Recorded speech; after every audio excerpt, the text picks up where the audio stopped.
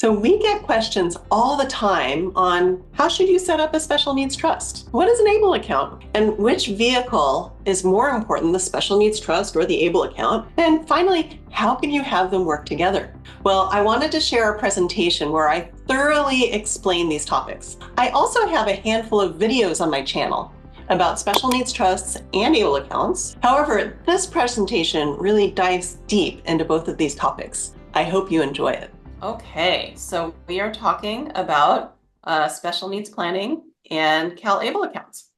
I did actually want to do a survey, and this is the first time I've ever done one of these. So I want to see if you could answer this question of if you have a child with special needs or you work in the field with children with special needs, what age what age range is the child in? So if you don't mind, did that come up on your screen? Oh, good, people are answering. It's the first time I've ever done this. I'm very excited. All right, I'm going to end the poll and show you the answers. So we have 4 people whose children are ages 19 to 26, 3 people, kids ages 27 to 45, and 2 people ages 46 plus. That is such helpful information. Okay, so we're not going to focus so much on the transition going up to age 18, but what happens as kids get older. And I do have a really cool timeline to talk about that. So let's talk about public benefits. So probably most of your children are receiving some benefits like this. And I like to think of public benefits as a replacement for what your child would otherwise be receiving if they're working, okay? So we have an income stream, which would be your salary. If you're working, you would be getting an income stream, and you'd also be getting health insurance. Now, it's my hope that someday in America, we'll figure out how to separate work from health insurance. But right now, the two are connected. So if you're disabled and you're not able to work and support yourself, then you can get from the government one or more of these income streams and one or more of these health insurance programs, okay? Now the top one, the top left one, is the most restrictive one. It's called Supplemental Security Income, or SSI, okay? Once a child turns 18, typically they're eligible for this. They can get an income stream of up to almost $1,200 a month. And that's supposed to cover their food and housing, which is really funny. If you live in California, try to do that on $1,200 a month, right? The big problem is that a child needs to have under $2,000 of countable assets in order to qualify for public benefits, okay, for SSI. And that's hardly anything. That's crazy, right? Also, if you're receiving a different income stream, if you're working, for example, that can decrease your SSI $2 for every, well, it decreases it $1 for every $2 that you earn, okay? And if you're getting a passive income stream, if somebody's giving you money, for example, that decreases your SSI dollar for dollar, because SSI is supposed to supplement anything you're already receiving. Now, if you're receiving SSI, you automatically qualify for Medi-Cal, which is California's version of the federal Medicaid system. And there's amazing good news if you haven't heard it already. And I have a YouTube channel where I talk about all these changes, so go to that later. But they have just eliminated the resource limit for Medi-Cal. This is incredible and unheard of. There's no other state that's done that. So you see over here with SSI, there's a resource limit of $2,000. No resource limit. It used to be $2,000, and in every other state, you can only have $2,000 in the bank in order to qualify for Medi-Cal. They've gotten rid of that entirely. All right. However, there is a limit as to how much income you can receive in order to continue to receive Medi-Cal. And that income limit is about $1,670 a month. If you get more than that, you can keep getting Medi-Cal, but you have to pay a lot of your income towards something we call share of cost, which is really draconian. It's horrible. Hard. Now, there's also a type of income stream called SSDI. So if any of us were working and we become disabled, we could get SSDI. Then there's a type of income stream under that umbrella. Oh, and by the way, let me go back to Medi-Cal. If you're receiving Medi-Cal, you can also get IHSS, in-home support services. And some of you might be receiving that to take care of your child at home. All right, so it's really important to hold on to Medi-Cal for that reason. All right, now for Social Security, so this is another income stream that does not have a resource limit. So what is this one? All right, well, social SSDI is if you work and you become disabled. But the other option is if you work and then your child is disabled and then you retire. So let's say you get $2,000 a month of retirement. Your child who is disabled before age 22 can get half of what you're getting at the same time that you get your full $2,000. Your child would get $1,000 a month. It's called Child Disability Benefits, CDB benefits. And you'd think Social Security would tell you this when you retire, but a lot of times they don't. So that's a great benefit to go look into. If you have a child who's disabled before age 22 and you have retired, they can get half of your retirement benefit. And it gets better when you die, they get 3/4 of what you were receiving when you were alive. Super great benefit. The other really cool thing about SSDI or CDB benefits is after 2 years and a few months, you qualify for Medicare. So you can have a child who's 25 who's getting CDB benefits, and they're also receiving Medicare. There are some children who get both. They get Medi-Cal and Medicare. They're Medi-Medi. And there's some people who get both. They get SSI and CDB benefits. All right. So, we'll make these slides available so you don't have to take a picture or anything. Okay. All right. So what happens if you have a child who's getting SSI and they receive an inheritance? Well, that might bump them off their public benefits, which would be horrible, right? Or they're getting Medi-Cal and they receive an inheritance, and that inheritance is producing a lot in dividends, and that brings them over the income limit. That would be horrible. So instead, we set up something called a special needs trust. So this is a trust, this is a contract for the benefit of somebody who's disabled, and it holds their money, but somebody else is managing the money. And because, because somebody else is managing the money, it doesn't count as their money. So it's not a countable asset. It doesn't count towards that $2,000 limit. All right. So it's like a safety net. So they receive their SSI, they receive their Medi-Cal, and they have this money in a trust to supplement anything that they need. And it's very permissive. A special needs trust can be spent on just about anything.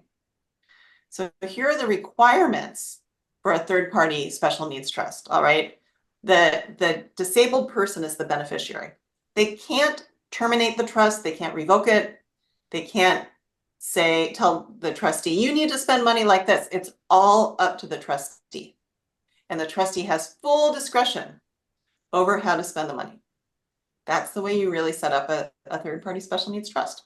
Now, I said third-party because I want to look at two different types of special needs trusts. There's a third-party special needs trust and a first-party. So you might be thinking, well, Ellen, what's the difference? Why do I even care about this? All right. So it really depends on where is the money coming from, right? You have a third-party special needs trust is basically set up so a third party, somebody other than you, other than the child, is putting their own money into the trust. So that could be a parent is putting money into a special needs trust for the benefit of the child. A grandparent, somebody else, they're putting money into the special needs trust. The first party special needs trust is for the child to put their own money in. So let's say grandma accidentally left $100,000 to the child. The child could turn around and put their money into a first party special needs trust. They are the first party, they are the child, right? They can put their money in and still receive public benefits. Now here's the problem though, there's more restrictions for a first party special needs trust than there are for a third party special needs trust. And I actually have a chart to talk about this, okay? So the third party special needs trust can really be set up by anybody, by parent, auntie, friend, anyone. Whereas the first party special needs trust, there's only a few people who can actually set it up: the parent, the grandparent, or you're basically going to court. So auntie can't set up a first party. Oh, and the beneficiary themselves, if the child is over age 18 or 18 and up, and they have capacity, then they can set up their own first party special needs trust. Now, here's the big problem with a first party special needs trust. Well, there's two. The first one is that when the child dies, all of the money in the first party special needs trust is subject to a Medi-Cal reimbursement claim, Medi-Cal payback. Medi-Cal wants their money back from anything that Medi-Cal has spent out. Okay.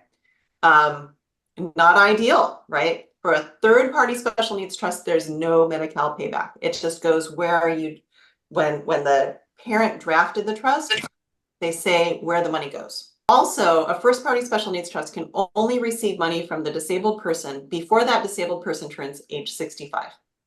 Once they turn 65, they actually have to use what's called a pooled trust. So that's the third line there. A pooled trust is basically run by a nonprofit organization that pools together a lot of smaller trusts. They could be third party or first party, but I usually see them as first party. And basically somebody signs a joinder agreement and they're part of this pooled trust. But I found that pooled trusts are not that popular because usually parents want to choose who's going to be managing the trust. They don't want a nonprofit to, they want somebody else. And this, I think, is the hardest choice. Okay, who's going to be the surrogate financial you? Who's going to manage the money on behalf of your child? So when we're looking at this, usually parents will look at, okay, let's find another family member. Maybe the child's neurotypical sibling, maybe the child's friend. I often suggest not naming another family member, especially the neurotypical sibling, as successor trustee, because that can cause a lot of conflict between the kids. You know, I think about it like if my younger brother was managing a trust for me, I'd be pretty resentful. Now, I don't have that type of special needs, but even so, it can cause a lot of conflicts. And you want the neurotypical sibling to be able to live their best life and to be as independent as possible. But I do have a good rule for them that I'm going to talk about in just a minute. So if you're not choosing a family member or a friend, who is there? Okay, there's a few possibilities. There's private professional fiduciaries. So these are individuals who act as trustee of trusts, and they're professional. This is what they do for a living. Okay, they're licensed by the state of California. They have a lot of experience. The drawback is that they're usually older. You know, they're probably older than your child. So you might have to come up with a succession plan if they're not able to, or find somebody else who can choose someone and, you know, waiting in the wings. There's also banks and trust companies that act as successor trustees. Then there's a few nonprofit organizations, and there's what I call the pooled trusts. All right. So if you name a professional as successor trustee, I found a lot of parents get nervous with that because they go, well, hold on. How do I know that they're not just going to squander my child's money? I mean, my child doesn't really have capacity to oversee this. Who's going to oversee the trust? And that's where I found a trust protector really comes in handy. So what is a trust protector? That's an individual who has the ability to remove and replace the trustee with a different trustee if they're not doing well. And they also get yearly accountings, and they have access to the books and the investments. So they can look and see, okay, how is the money being managed? How is it being spent? And if we don't think it's going well, then we'll find another trustee. And that's usually the role I suggest for the neurotypical sibling. They can be involved, they can be protective of their disabled sibling, but they're not involved in the day-to-day, the grind of filing tax returns, making sure that the child is being cared for, talking with the group home and finding out everything that they need, answering the phone 5 times a day, right? So the trust protector role can be very powerful. You can also name an individual in the bank as co-trustees, for example. We used to see people name advisory committees, which I think can be good, but it got very expensive. You name, I want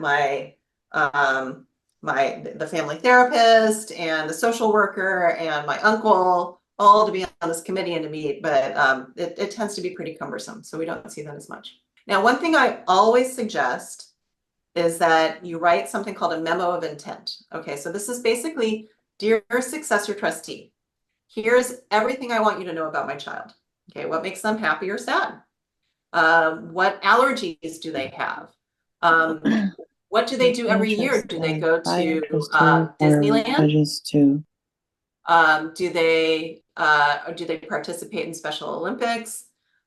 Anything, what housing have you looked into for them that you think might be a good choice?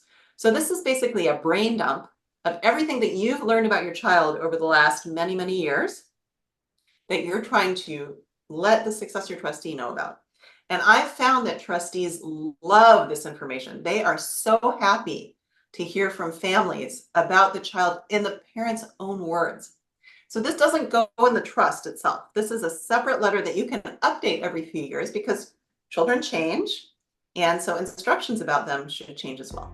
If you have watched this much of the presentation, you are seriously considering starting or revising your estate plan. You likely have specific questions for your family. I encourage you to book a time with our team. We are here to help. Able accounts. I love able accounts. If you're not familiar with them, you're going to love them too. So this is basically a savings account for a disabled person. And why would you need this? Well, remember when we were talking about that $2,000 limit for SSI, that somebody can only have $2,000 in the bank?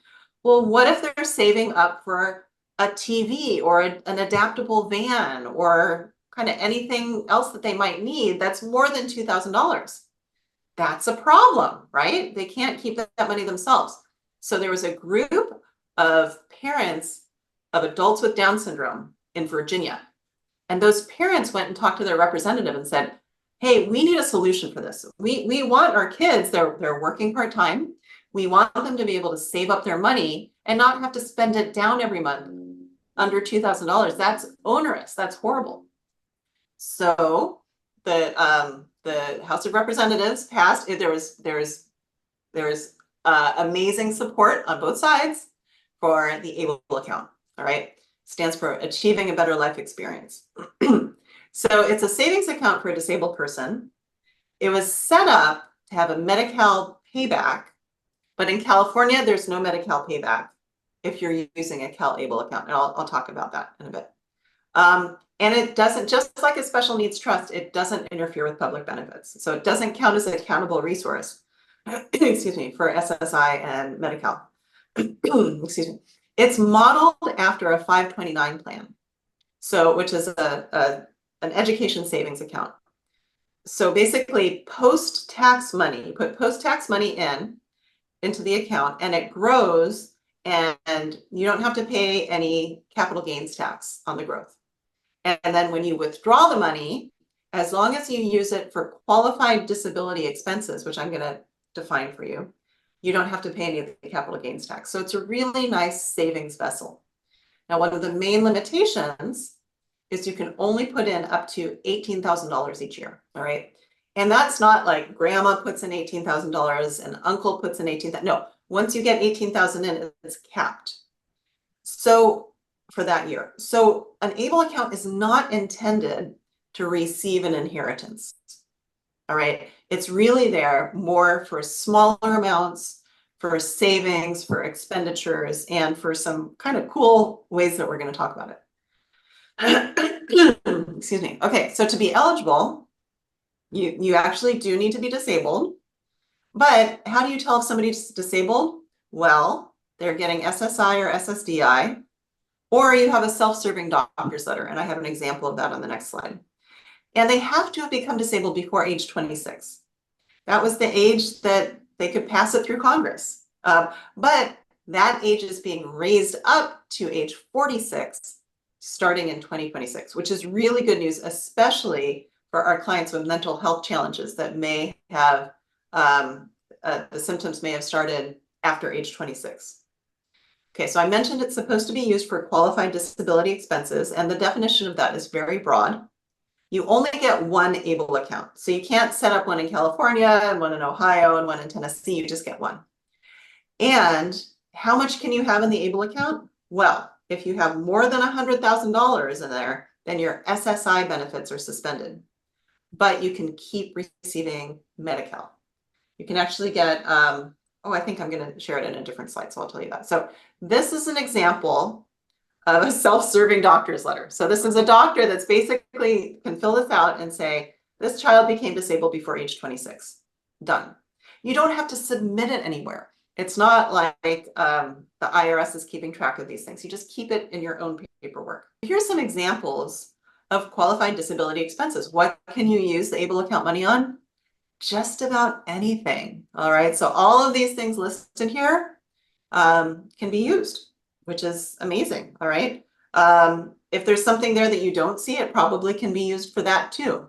But it's not supposed to be used for gambling or illegal activities or around the world cruises, you know, really stuff that you use in your day-to-day life. Now, if you have a 529 account, let's say that you have a child and you set up a 529 plan for them, an education savings plan, and then you realized, hold on, they're disabled and they're probably not going to be going to college and they can't use this money. You can roll over $18,000 a year from a 529 plan to an ABLE account or back, okay? Because the two are kind of connected. So you can roll those over. And the other really neat thing is if your child is working, they can save an additional amount into the ABLE account, okay? They can save from their earnings up to about $15,000 they can put into the ABLE account in addition to the 18,000. So that would be about 33,000 going in. But they can only do that if they're not participating in their employer's retirement account, because it's really that retirement account. This money is kind of considered their retirement, the extra money that they get to put away. Okay, so last year, I'm kind of wondering how this came about, but my guess is that the CalAble folks noticed that some California residents are setting up ABLE accounts in other states, and they want California residents to set up ABLE accounts here. We call them CalAble accounts. We always have cutesy names here in California. So they started something starting of January of last year. If you set up an ABLE account for a California resident in a different state, Medi-Cal will go after that other ABLE account and bring a reimbursement claim upon the child's death. We don't want that. So please set up your ABLE accounts here in California. Now, if you set up an ABLE account in a different state before January 2023, you're grandfathered in. So they won't bring that reimbursement claim, but now they do. Okay, so I have a nifty chart where I compare the ABLE account with a third-party special needs trust, and you guys can go back over and look at these. But you can see the differences in these two. They're meant for different things. An ABLE account is really meant as a current savings account that can be utilized every day or every month. Third-party special needs trust is really meant to receive a larger inheritance. Okay, so if somebody asked me, Ellen, do I need an ABLE account or a third-party special needs trust for my child? I would say, yes, you need both. There are two tools that work in different ways, but they're both super helpful. All right. So there is an age limit for the ABLE account, whereas there's no age limit for a third-party special needs trust. You can set it up for somebody who's 99 years old or 1 year old, and it works just fine. Now, one really cool thing about an ABLE account is that the beneficiary themselves, the individual, can put their own money into the ABLE account. You can't do that in a third-party special needs trust. Other people can put their own money into the third-party special needs trust, but not the beneficiary. You only get one ABLE account, whereas a third-party special needs trust, you can set up several of them. And I actually see this a lot, especially with divorced couples. They might each want to set up, the parents of a special needs child, they might want to each set up a special needs trust to receive their own inheritance, and sometimes that's fine. Okay, who can control it? The other really interesting thing about an ABLE account is if you have a child who has capacity and is responsible, they can manage their own ABLE account. In fact, the guy who ran the ABLE account program for a long time, Dante Allen, he was disabled. He has spina bifida, and he had his own ABLE account. And so he was like, you know, a real life example of somebody who's running his own ABLE account. It was a great savings tool. But a lot of people don't have that capacity, or it's dangerous. So somebody else can be set up. We call them the authorized legal representative. That's the name of the person who manages the ABLE account. Third-party special needs trust, the beneficiary is not able to manage it at all. Okay. And then where does the money go? In California, as long as you set up a CalAble account, it's going to go to the beneficiary's heirs. So who's that? Well, that would be if they have any kids, it goes to their kids. They have parents, it goes to their parents, and it goes to their siblings, and so on. You don't actually have a beneficiary designation form for an ABLE account, unfortunately.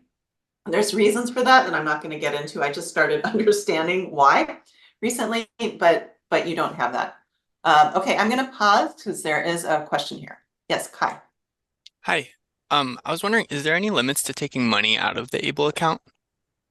Nope, there's Nope. no limit. However, let me specify. If you put in $18,000 in a year and then you take out the $18,000 during that year, you can't put in like another $18,000. Oh, okay. Gotcha. Okay. Thank you. Sure. Okay, so I think we covered all that. Oh, and then we have one more slide comparing the two. So how much can you put in? So this is one of the major limitations that I mentioned. An ABLE account can only receive, this year it's $18,000. It used to be $10,000. It's the annual gift tax exemption amount. However much you can give to somebody else and not have to report it to the IRS. Last year it was $17,000. This year it's $18,000. Next year it will be $19,000, okay, at least, or maybe 20, depends on inflation. That's how much you can put into an ABLE account per year. Third-party special needs trust, there's no limitations. I've seen third-party special needs trust with $5 million, $10 million. If you have that money to put in, that's awesome. Okay, is it gift tax free? So yes, it counts as an ABLE account. A gift to an ABLE account counts as part of that $18,000 gift tax exemption. Oh, I have a question about the maximum age for an ABLE account. But there's a minimum age. If you're 99, well, hold on, sorry. You're right, maximum age. Which word do you use? Right now, you have to become disabled before age 26. In 2026, you have to have become disabled before age 46. As long as you meet those criteria, it doesn't matter what age you are now. Okay. Is there a cap? So we talked about the cap, how much you can put into an ABLE account. In California, if you're not receiving SSI, you can put in up to $529,000 into an ABLE account. Now that's going to take you a really long time because you can only put in 18,000 at a time, right? But that's, you know, you can put in a whole lot of money. And there's no cap for a third-party special needs trust. There's a little bit about income tax there. I do have a video on how special needs trusts are taxed. ABLE accounts, there's just no income tax involved because we're not having to pay capital gains tax until you withdraw money, and if it's withdrawn for qualified disability expenses, you don't have to pay anything. And they're both very, very broad as to what you can use them for. Now, I wanted to talk about something that's really cool. So some of you, I don't know, I might ask you to raise your hand virtually. But there are some people whose children are living with them and the children are not paying rent. Okay, if that's your situation, then your child's probably receiving about $800 in SSI and not $1,200. Now, this is a real bummer, right? Because they're losing some money. We call that the ISM deduction, in-kind support and maintenance. And it only applies to SSI, to that income stream that we looked at the beginning. Okay. SSI is intended to pay for food and housing. If somebody else, like you, pays for food and housing for your disabled child, then the government assumes you don't need the full $1,200 a month, right? Which is ridiculous. Hello. But they will reduce that by about $300 or $400 a month. and now your child is only getting $800 a month because you're paying for their food or housing. That also happens if a third-party special needs trust is paying for somebody's food or housing. Okay. But here's the thing. If an ABLE account is paying for food or housing, there's no ISM deduction because the ABLE account counts as the beneficiary's own money. But Ellen, you might ask me, what if the parent put money into the ABLE account and then the ABLE account pays the food and housing? Wouldn't that money be coming from the parent? No. We affectionately call this money laundering in our field, okay? You can put the money into the ABLE account. They don't care where the money came from. It's the child's money. The money the ABLE account is paying for the food and housing, no ISM deduction. So the moral of the story, you can set it up so your child is paying you rent or paying rent to wherever they're living. They will then get the full amount for SSI. Isn't that cool? I think that's really cool. Now, the drawback of that, of course, is if they're living with you and they're paying you rent, you have to report that rent as income for income tax purposes. So you might have to pay some income tax on that. All right, my other cool nifty flowchart slide. All right, this is talking about gifts. All right, so how do you make gifts to a child who's disabled? Well, remember I was talking about that $18,000 annual exclusion amount, right? That applies to what we call completed gifts. I make a gift to you, you take it and you say thank you, and you can go and spend the money, all right? For special needs trusts, the disabled child is not in control of the money. They can't take the money and say thank you and go spend it. It's not a completed gift, all right? So if you're making a gift to the special needs trust, the $18,000 annual exclusion does not apply. You have to report every gift to a special needs trust, even if it's like $1, okay? You have to report it on a 709 form. However, a gift to an ABLE account, it's considered the child's own money. So even if somebody else is set up as the authorized legal representative, even if somebody else is managing the ABLE account, not the child, it's considered the child's own money, and the gift is a completed gift, and you don't have to report income taxes. It's great, all right? So if you have another family member who said, hey, I really want to be generous. I want to give $10,000 or $1,000 a year to each of my grandkids. And usually you'd say, oh, no, grandma, don't, mom, don't do that because that's going to interfere with Joey's public benefits. Well, now grandma can do that. Grandma can make a gift to the ABLE account, and it's a completed gift, and she doesn't have to report it, and it doesn't count towards that child's SSI. So awesome way to make gifts. All right, so now you're saying this ABLE account thing is so amazing. Where do I set it up? You set it up online. Don't go to Wells Fargo and ask them for it. They won't know what you're talking about. All right, the one place you can set it up is online at this one place, calable.ca.gov. So you need to provide your child's social security number. If somebody else is managing the account, that person's social security number, and you have to actually set up a bank account at Wells Fargo or credit union, wherever you like to bank, and you provide that bank account because that's where the money is going to be housed. But the back end, which is run by Vestwell, they run the CalAble account now. They will talk to, they'll link to the front end, to the account where the money is held, but Vestwell on the back end keeps track of everything. Now, one really nice way that they've provided to get money out of the CalAble account is you can get a Visa debit card. Okay, so that's the information I have about ABLE accounts. So a little bit about me, and then we have a few minutes for questions. So this is my firm. We do we're in Palo Alto, but we do planning all over California. Okay, and we're a completely virtual firm, so we love Zoom calls. In fact, half of our team is on the East Coast, believe it or not. So there's 3 attorneys and some support staff, and we love helping people. There's certain things we don't do. We don't do limited conservatorships or public benefits, but any type of planning like estate planning, special needs planning, trust administration, we do that. I mentioned a few times, we do have a YouTube channel. So please check us out. We have videos on everything that we've talked about today. We have about 80 videos. So please go to that. If you like social media, we also do quite a few posts on Facebook and LinkedIn. And then if you'd like to be added to our monthly mailing list, you can take a picture if you like the QR code thing. You can take a picture of that. And this also has our contact information. Please reach out to our team to book a call so that you can make sure your estate plan comprehensively protects your family for the future.